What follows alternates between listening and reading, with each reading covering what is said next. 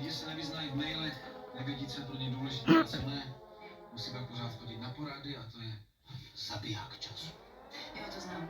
Tady po poradě rozdat zbraně, tak jsme někde zbraně. No, co ty na to?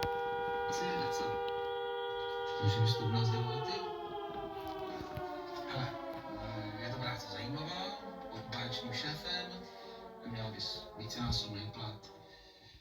Umíš mluvit, myslet umíš. Podívej, Evi, mysli si, co chceš. Čekáte dlouho? Je dobrý, jo, ale já jsem další společnost. Zásadní vlastnost každé recepční. To je pro mě? Jo, paráda. Já se děsně omlouvám, ale bohužel budu muset dnešní schůzku zrušit.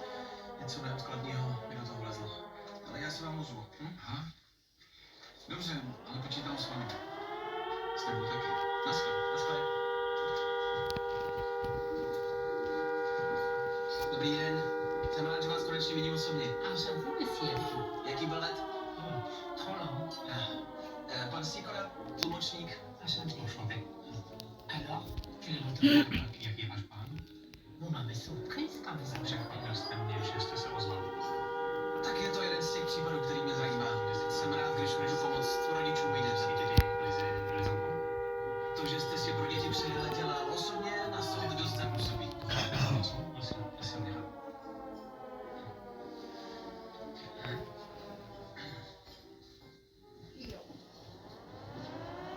Jdete zpátky.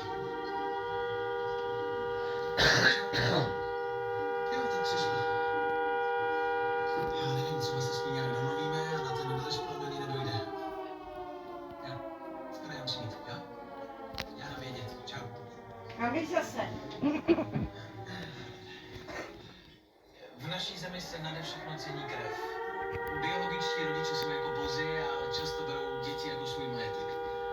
Monsieur, Ano. un verre de bordeaux, s'il vous plaît.